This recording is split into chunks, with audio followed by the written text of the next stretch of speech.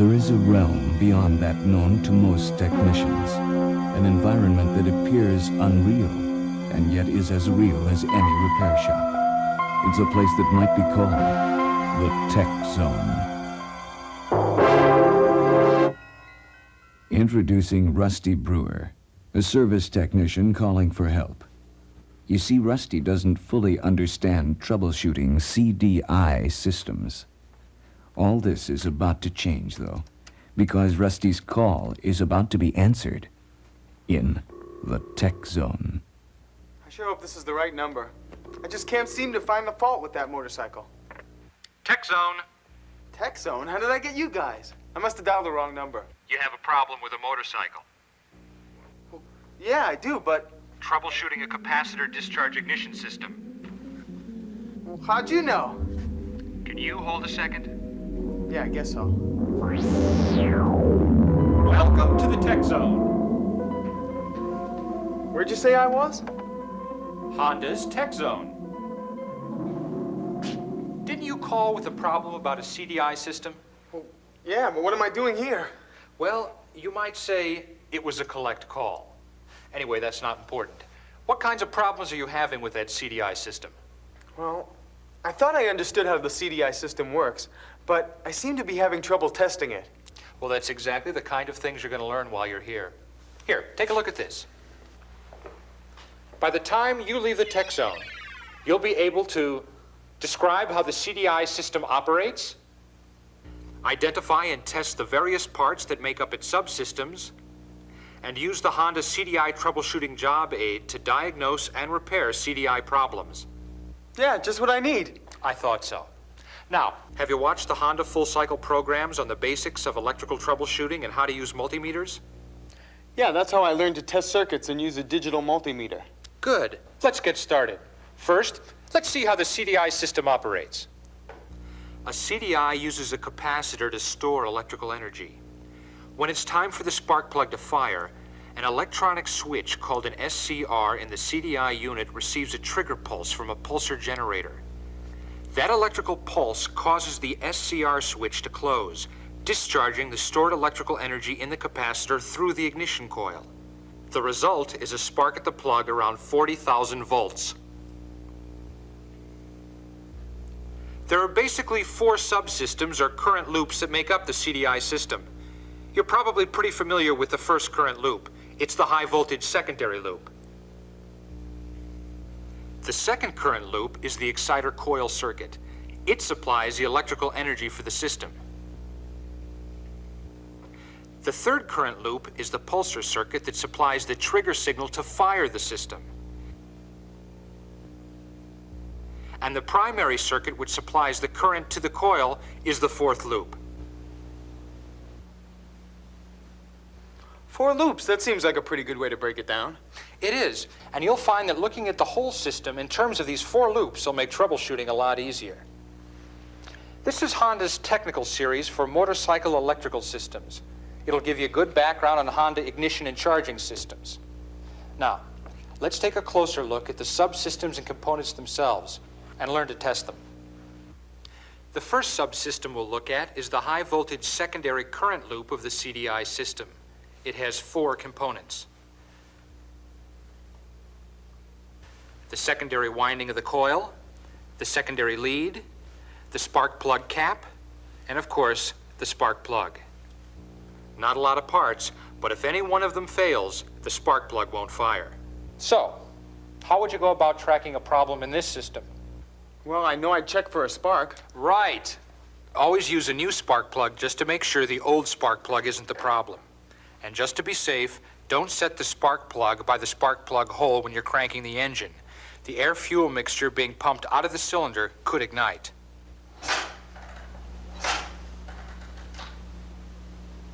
If there's no spark from the spark plug, then remove the cap from the high-tension secondary lead and check again for a spark. If you get a spark from the secondary lead, then you know it's probably the spark plug cap that's bad.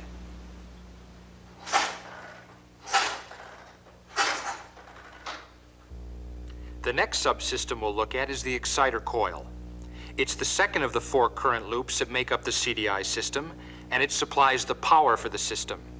It consists of three parts: the exciter coil's winding and magnets, and a rectifier circuit in the CDI unit. When the magnets pass by the coil's windings, they generate alternating current. Then, inside the CDI box, there's a rectifier circuit. It converts the alternating current to the direct current that's used to charge the capacitor. Here's what the exciter coil and magnets look like on this motorcycle.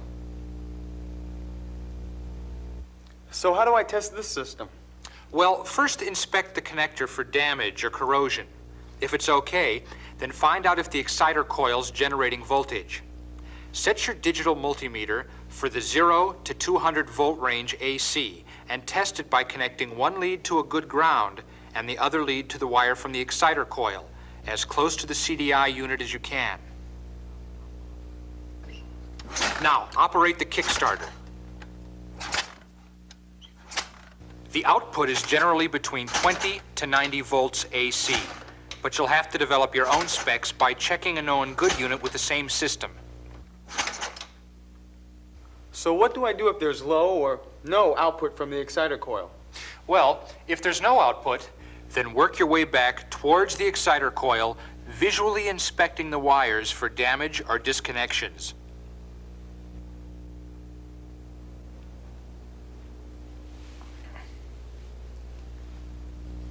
If the wires are okay, then it's probably a bad exciter coil.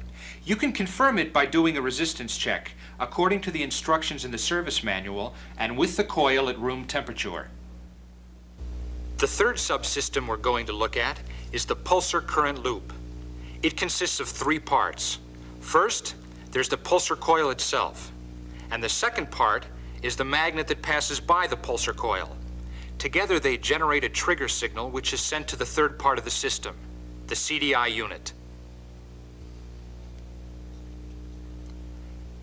There are two important events to look for in the pulsar generator circuit.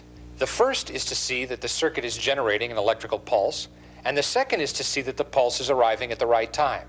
In other words, timing. Let's look at the trigger pulse first on the oscilloscope. This is the trigger pulse, and this is the ignition coil's output as the spark plug fires. You can see that when the trigger pulse occurs, the ignition coil fires the spark plug.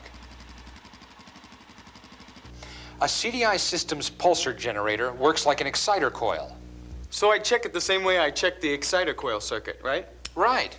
But remember, pulsars can be located in different areas on an engine, and a pulsar may have two output wires or only one. So check the schematic in the service manual before you start hunting. First, inspect the connector at the CDI unit for damage or corrosion. Then, test it for voltage output. The voltage output at cranking speed should be around 100 to 500 millivolts. But again, you'll have to develop your own specs using a known good unit with the same system.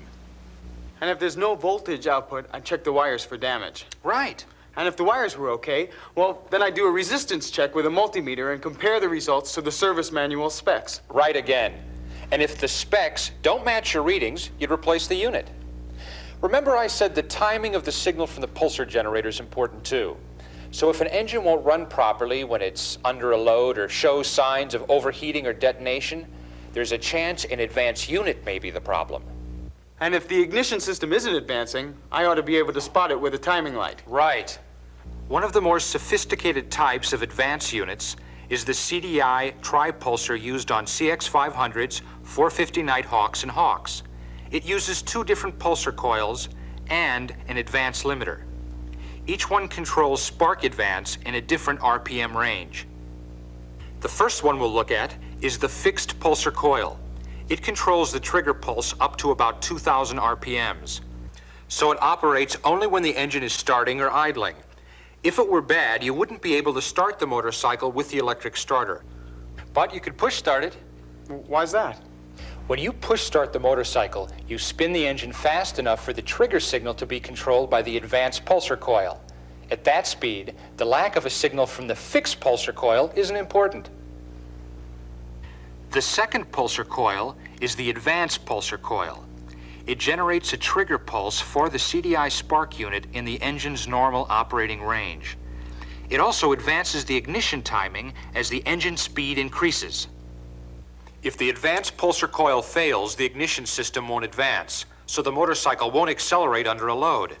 It can look a lot like a carburation-related problem. Like you said, you can check it with a timing light. If the timing marks don't advance when the engine speed increases, then the advanced pulsar coil isn't working.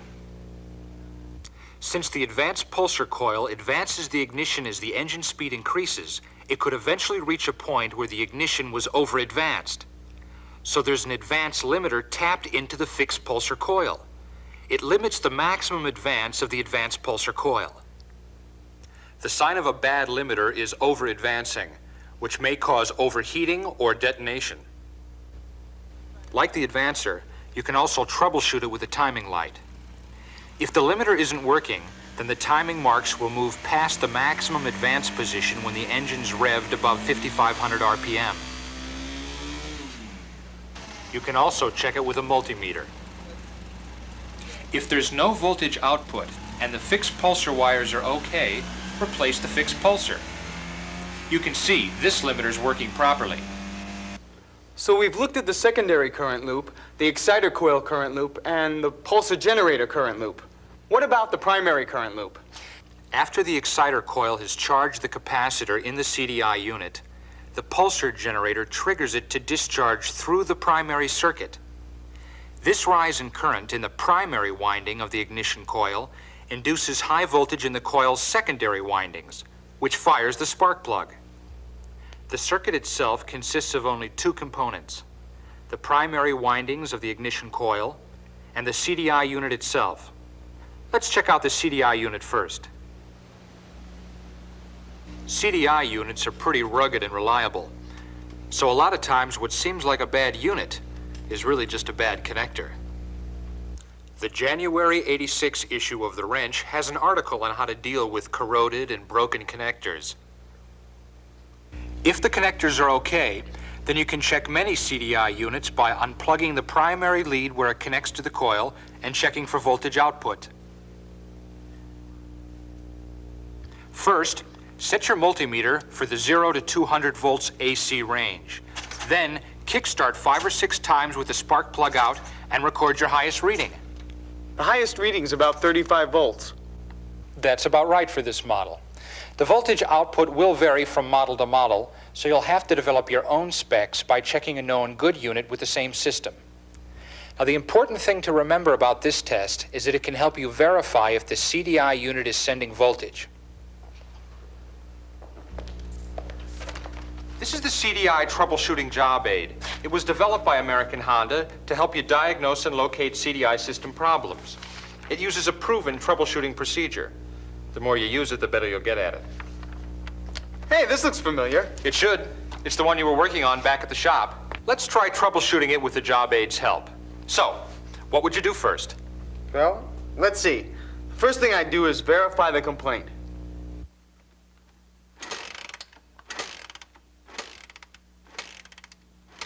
It won't start. So now I check the spark plug for a spark. The spark plug's wet, so it's getting gas. The customer's using the right type, too. Here, always use a new spark plug when you're testing an ignition system. Leave it out of the cylinder head for the rest of the tests. It makes cranking the engine easier, and you'll get more consistent readings in your tests. And don't set the spark plug near the spark plug hole. You could accidentally ignite the air-fuel mixture. Still no spark. Now I remove the spark plug cap and check the secondary lead for a spark.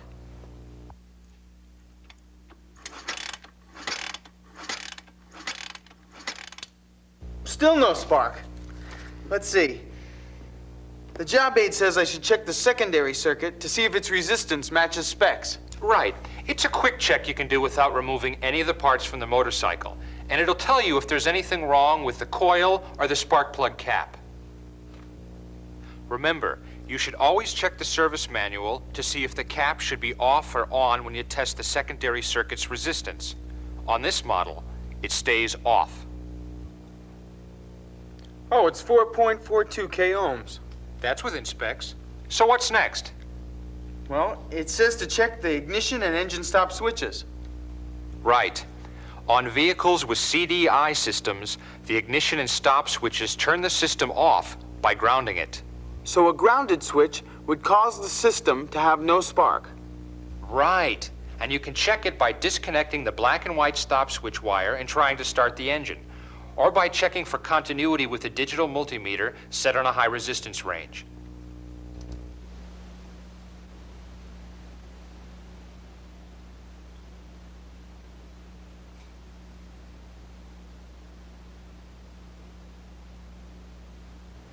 Well, the switch is in the run position, and the circuit's open. So that's not the problem. What do we do next? So now you actually know you have a problem with the CDI system itself. And you've already tested the high voltage secondary current loop. So next, you check the second subsystem. Which is the exciter coil, right? Right. First, disconnect the connector from the CDI unit and visually inspect it to see if it's corroded or damaged. Then, test it with a multimeter.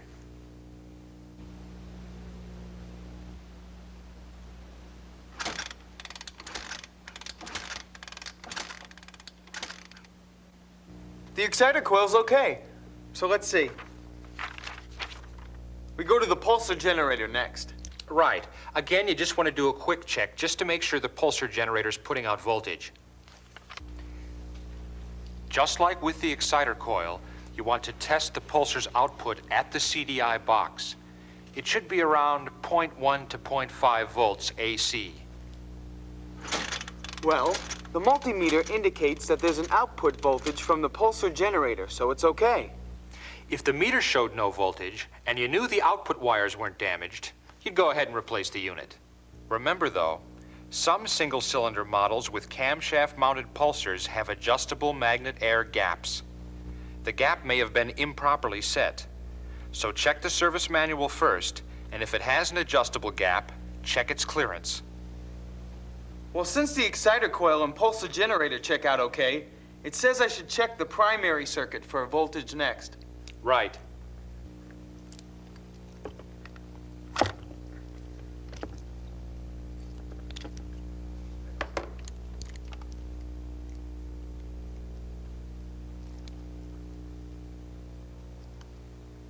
Generally, this model puts out 24 to 34 volts AC.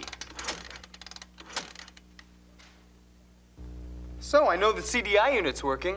That just leaves the primary side of the ignition coil to check.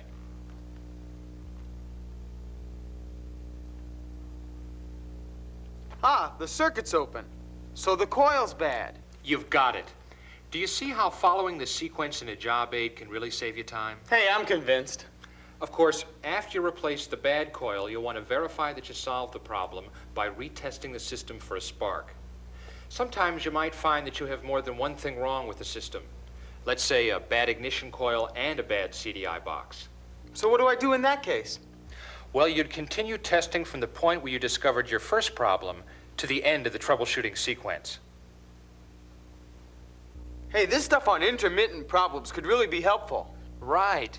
For example, many times intermittent electrical problems are heat-related, and you have to warm up the engine in order to get the part to fail. And then again, sometimes, the problem is caused by moisture in the connector.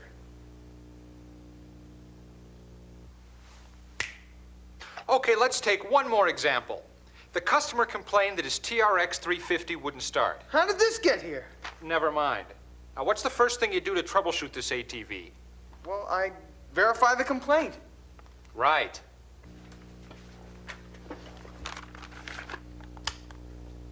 Hey, the neutral light doesn't come on.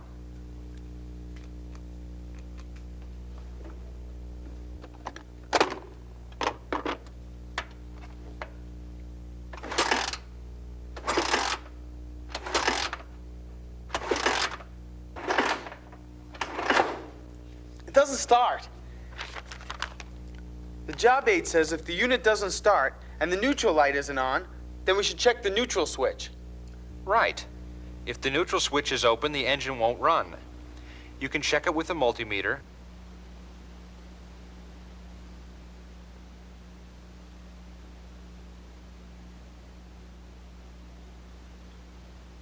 or bypass the switch to ground and see if the engine will start.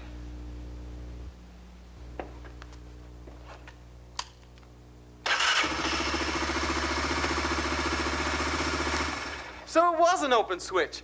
Boy, I never would have thought of that. I see what you mean about saving myself some time and frustration by following the sequence in the job aid. You seem to have a pretty good idea of how to do all these tests. I think you're just about ready to go back to work. But first, let's review what you've learned. Well, let's see. I've learned how a CDI system operates, and I've learned what each component in the system does, and how to test it. Right. And you've also learned where you can go for more detailed information on how the CDI system works, as well as how to use Honda's CDI system troubleshooting job aid to save yourself a lot of time. I've got one final question. Shoot. What do I do if I need to know the specs on the system I'm working on, I don't have a model I can compare it to, and it's not in the service manual? Well, you can always give American Honda's Techline a call. Incidentally, Techline recommends that you take some notes on the readings you get while you're testing things. Then they'll have some numbers to go by when you call them. Why can't I just call the tech zone? Well, I don't think you'll find the number listed. And besides, it might just be busy. Oh, I think I understand. Well, thanks for the help. And this is sure gonna come in handy. How do I get out of here?